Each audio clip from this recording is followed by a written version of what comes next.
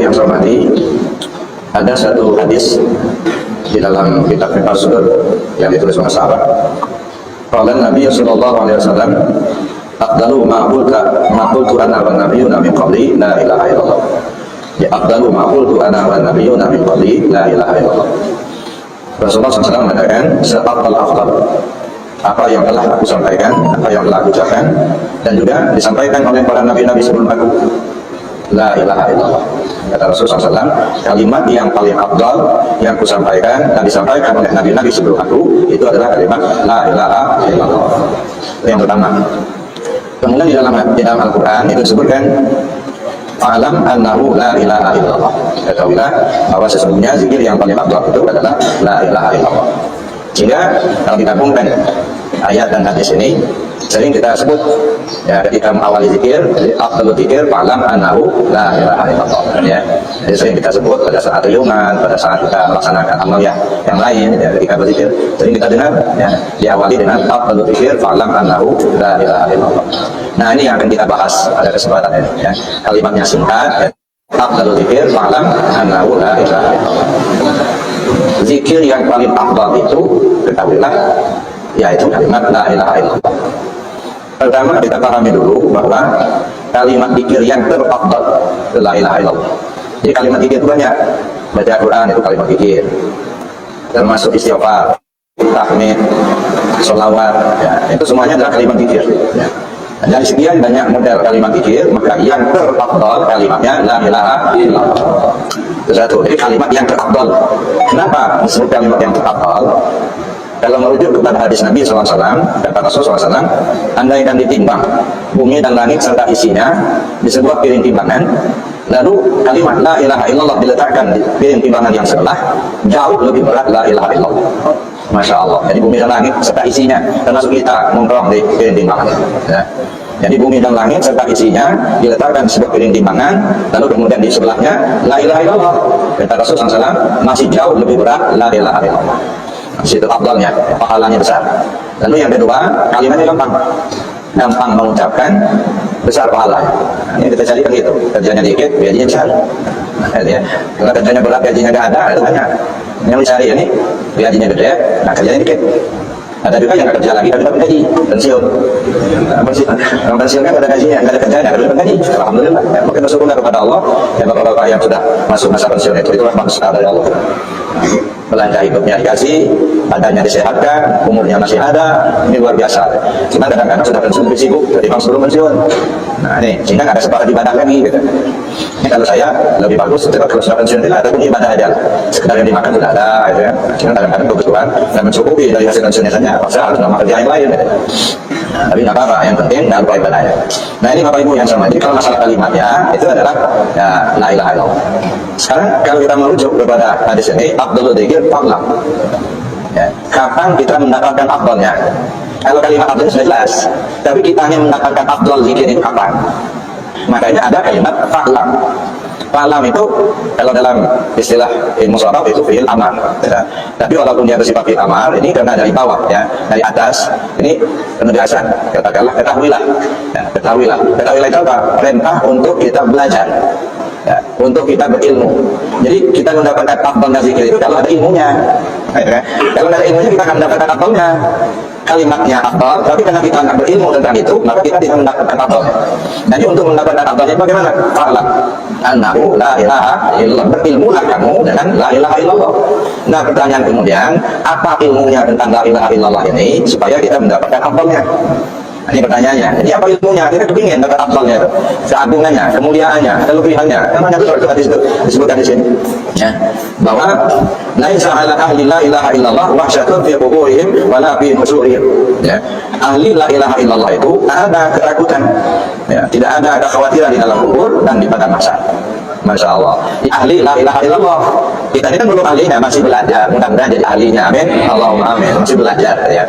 Jadi kata Rasulullah SAW, laisa ala ahli la ilaha illallah wahsyatun fi quburihim wala fi nusurihim. Ya. Jadi orang-orang yang ahli la ilaha itu tak ada ketakutan di dalam kubur dan juga tidak ada ketakutan di padang mahsyar.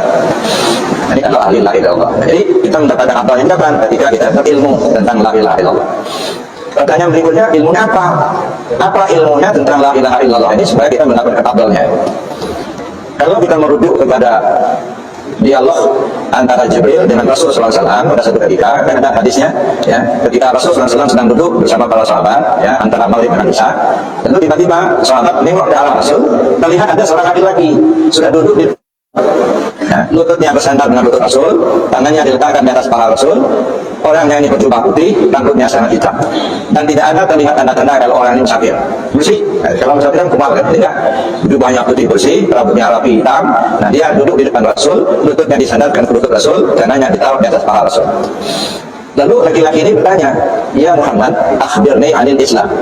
Ya Muhammad, coba ceritakan kepada saya Islam itu apa? Lalu Rasul menjawab, "Al-Islam anta syahada an la ilaha illallah wa anna Muhammadar Rasulullah wa tuqima shalah wa tu'ta zakah wa tasuma Ramadan wa tahajjal baita ini sata'ta ilahi sabila." Yang namanya Islam itu kamu syahadat ada Tuhan selain Allah dan Muhammad utusan Allah. Kau dirikan salat, kau bayarkan zakat, kau puasakan bulan Ramadan, kau tunaikan haji jika kau mampu. Sebab ya Muhammad, kau benar ya Muhammad. Nah, kata laki-laki ya. Jadi kata Sayyidina Umar, kami kaget semua. Dia yang nanya, kok dia yang benar, dan emangnya lu siapa? Itulah kira-kira bahasanya. Lalu akhirnya al-iman. Sekarang ceritakan pula kepada saya, iman itu apa?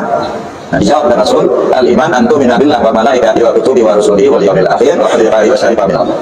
Yang namanya iman itu, ya, kau beriman kepada Allah, malaikatnya, kitabnya, rasulnya, hari akhir, takdir baik buruk itu dari Allah. Mal ihsan. Ihsan itu apa? Ihsan itu apa? Lalu kemudian dijawab oleh Rasul, al-ihsan anta'budallaha ka'annaka tarahu fa in lam takun tarahu fa innahu yaraka. Kamu sembah Allah seolah kau lihat dia. Kalaupun kau tak mampu seperti itu, paling tidak kau yakini kau lihat dia. Nah, tiga inilah Islam, iman, dan ihsan. Nah, coba kita kupas ya. Islam itu mulai dari mengucap 25 syahadat, melaksanakan sholat, lalu bayar zakat, puasa bulan Ramadan, menunaikan haji. 5. Nah, 5 macam ini diucapkan, diperbuat. Yang diucapkan didengar telinga, yang diperbuat dilihat mata. Orang mengucap 25 syahadat, ada suara terdengar sama telinga. Mendirikan sholat, orang mendirikan sholat berdiri rukuk, dia sudah terlihat, perbuatan. Bayar zakat, ada barangnya, bisa dipegang, lalu diserahkan sama orang, terlihat. Puasa bulan Ramadan, tidak boleh makan, tidak boleh minum, ada makanan, ada haji. Haji, menunaikan ibadah haji, tawaf kita, sa'i kita, wukuf kita, ada tempatnya. Tawaf ada di Ka'bah, Ka'bahnya ada, ya, terlihat. Dan kita melaksanakan bertawaf. Sa'i ada tempatnya, Safa Marwah, ya.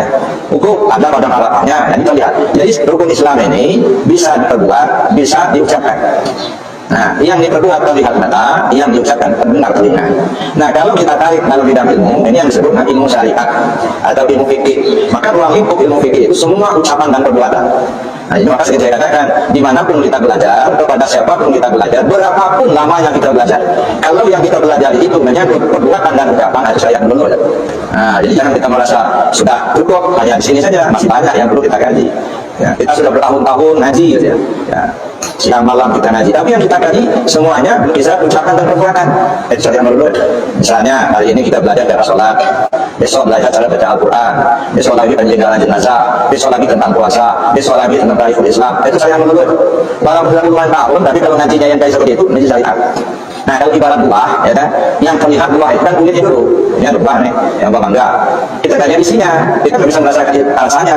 Yang terlihat kulitnya dulu, yang di luar. Maka orang bilang ilmu syariat, ilmu kulit. Yang terlihat dulu, itu yang terlihat, ya kan. Nah, ini jadi dalam bidang ilmu itu ilmu syariat. Siapa pelakunya? Nah, karena yang sebenarnya zahir, maka hukum yang zahir ini pelakunya. Tubuh kasar kita ini, ya.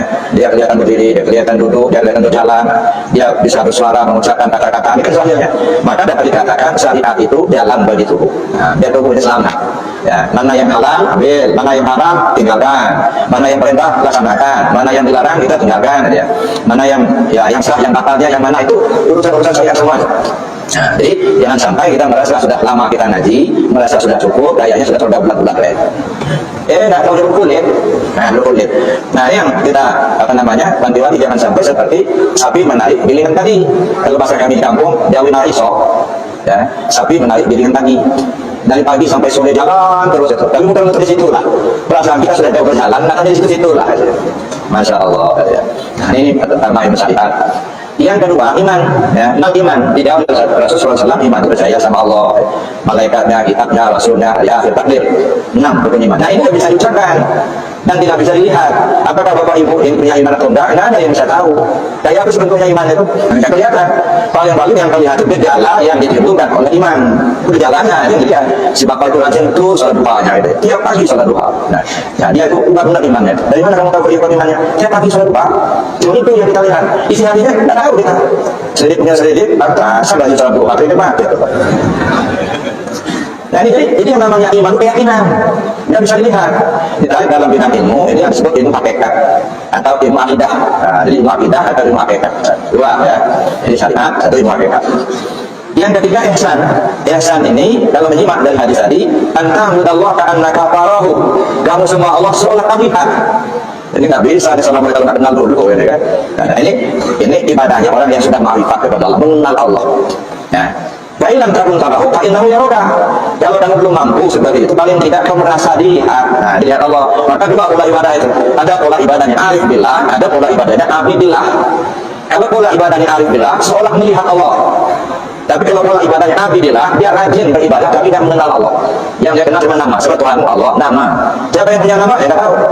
Tapi rajin sholatnya di awal waktu terus, nggak pernah tinggal, puasa Senin Kamis nggak pernah putus, gitu ya. Sedekahnya banyak, haji separuh ulang-ulang umurnya tahun, umpama bagus. Tapi dia tidak mengenal Allah, yang dia kenal dengan nama. Jadi kalau kita mengenal ibadah-ibadah seperti itu, namanya mengenal hukum-hukum Allah. Belum mengenal Allahnya, baru mengenal hukum-hukum Allah. Ini wajib, ini sunat, ini haram, ini makruh, ini perintah, ini larangan, itu walaupun rajin betul kita sholatnya, tahajudnya rajin, duhanya rajin, itu bagus, tapi itu mengenal hukum, belum mengenal Allahnya. Nah yang kita cari itu bagaimana mengenal Allahnya itu. Kalau mengenal hukumnya itu namanya abid, dia rajin melaksanakan ibadah. Makanya saya katakan tadi, pola ibadah dua. Pertama pola ibadahnya arif billah, yang kedua pola ibadahnya abidillah. Ya biasanya, ini biasanya kalau orang arif billah itu billah, ya ibadahnya. Tapi kalau orang apa namanya abid lillah, ya ini billah, ya, lillah. Misalnya, mana yang dekat beriman kepada Allah atau beriman dengan Allah? Nah, menurut bapak-bapak, kita beriman kepada Allah atau beriman dengan Allah? Kira-kira mana yang lebih dekat? Dengan Allah. Kenapa yang bisa beriman kalau dengan Allah? Kalau kepada Allah, harus tahu gitu. Kita beriman kepada Allah, ada yang mengimani, ada yang diimani. Kalau beriman dengan Allah, nggak bisa beriman kalau dengan Allah. Kan? Ini yang kedua. Jadi ditarik dalam bidang ilmu, ini disebut ilmu tasawuf. Jadi al-ihsan itu ilmu tasawuf. Ilmu tasawuf ini ada dua model. Ya. Pertama disebut tasawuf amali, itu namanya ilmu tarekat. Yang kedua disebut tasawuf nazari, namanya ilmu ma'rifat. Makanya ilmu dalam Islam itu empat bidang: syariat, tarekat, hakikat, dan ma'rifat. Kenapa darurat tarekat? Karena tarekat ini banyak melakukan amalnya syariat. Maka syariat tarekat, hakikat ma'rifat ini urusan dalam. Maka kalau digabung, ya syariat dengan tarekat itu menjadi ilmu syariat. Kemudian hakikat dan ma'rifat menjadi ilmu hakikat. Maka disebut ilmu syariat dan ilmu hakikat. Tapi bidang yang empat ini. Ya. Nah, karena bidang yang empat ini, maka berilmu tentang la ilaha illallah mesti berilmu dengan empat macam ini. Berilmu tentang la ilaha illallah dalam ilmu syariat, berilmu tentang la ilaha illallah dalam ilmu hakikat, berilmu tentang la ilaha illallah dalam ilmu hakikat, berilmu tentang la ilaha illallah dalam ilmu ma'rifat. Makanya malam. Ya, jadi nggak serta-merta hafal kalimat la ilaha illallah sunnah Allah yang belum tentu, Pak. Ya. Orang yang mandi-mandikan gereja itu setiap malam kliwon bukan la ilaha illallah, ya. Apakah sudah tauhid belum? Allah alam dengan matinya. Nah ini bapak ibu yang sedang mati. Nah barulah kita melakukan afdalnya. Afdalul dzikir fa'lam. Zikir yang paling afdal itu berilmu tentang la ilaha illallah. Nah sekarang kita lihat, ya, berilmu tentang la ilaha illallah dalam ilmu syariat. Nah, apa yang harus kita pelajari, kita pahami? Berilmu tentang syariat kan yang diucapkan, ya, yang kemarin dulu kita artinya makhrajnya sesuai dengan makhraj huruf dalam tajwidnya, ya. Panjang pendeknya juga begitu. La ilaha illallah. Makanya zikir yang saya katakan, ketika kita melaksanakan zikir dengan kalimat la ilaha illallah harus dijaga, jangan sampai berubah. Ya, baik berubah kena tambah hurufnya, atau berubah kena berkurang hurufnya, atau berubah kena berubah baris. Nah, dijaga. Jangan sampai berubah kena bertambah huruf. Harusnya la ilaha illallah. Ini tambah la ilaha illallah, la ilaha illallah. Tidak dalam sahnya, tidak boleh. Nabul hak. Berarti langsung saja la ilaha illallah. Jadi yang tak. Yang kedua, jangan pula kita berzikir berubah dan hilang hurufnya. Ini yang kadang-kadang enggak arti itu, karena ada kawan yang membuang hurufnya. Ada huruf yang dibuang. La ilaha illallah, la ilaha illallah. Kalau begitu la ilaha illallah, la ilaha illallah. Nah, yang mereka kata la Dikit la illallah. Kayak anak kecil baru belajar ngomong. La illallah. Nah, ini yang berulang-ulang para sahabat itu meluaskan maklumat. Zikir yang tartil. Jangan saling mendahului. jangan dengan nafsu. La ilaha illallah, la ilaha illallah. Nah, kenapa kita harus tartil gitu ya? Pertama, karena memang kalimatnya terdiri dari 4 suku kata.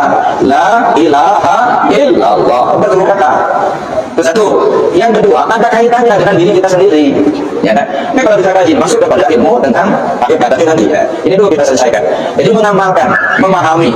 Jadi ilmu kita tentang ilmu syariah itu tahu cara mengucapkan. Ya. Jadi karena kunci-kuncinya di mana? Hanya Pak. Kalau hanya bilang, udah terkontrol. Nah, udah. Tapi kalau ada hanya, la ilaha illallah, la ilaha illallah. Ada hanya. Kalau dia cepat hanya sedikit. Kalau dia lambat hanya banyak sedikit. La ilaha illallah, la ilaha illallah. Nah, kalau hanya yang ada panjang itu jadi apa sudah? Nah, di kawan kadang-kadang beda Pak. Yang imamnya masih gigi 1, yang di belakang gigi 4. Rambel jadinya. Ya, nah? Jadi makanya mengikuti imam ya, la ilaha illallah. Itu satu. Yang kedua, ketika kita berzikir dengan kalimat la ilaha illallah, harus berilmu dengan ilmu hakikat. Kalau tadi kan ilmunya ilmu syariat, mana yang panjang, mana yang pendeknya, ya, mana hanya, ya. Nah, itu harus ilmu syariat. Nah, yang kedua berilmu dengan ilmu hakikat. Bagaimana berilmu dengan ilmu hakikat? Berzikir kalimat la ilaha illallah dengan menggunakan ilmu hakikat. Apa itu ilmu hakikat? Ya, ilmu yang menggunakan metode. Jadi berzikir la ilaha illallah itu dengan cara, dengan metode. Nah, kan kita sudah ajarkan dari bawah pusat, dua jari di bawah pusat, ya. Seolah-olah kita menarik lamnya dan lam alif bagaimana? Nah, kita tarik, kita buka, kita taruh di sini. Nah, kayak terbang gitu. Nah, lalu kemudian kita tarik, la melintasi dengan nada, la melintasi antara dua kening masuk ke umum. Nah, ini sudah 2 latihan yang terbersihkan. Karena tujuan zikir itu apa? Membersihkan. Man qala la ilaha illallah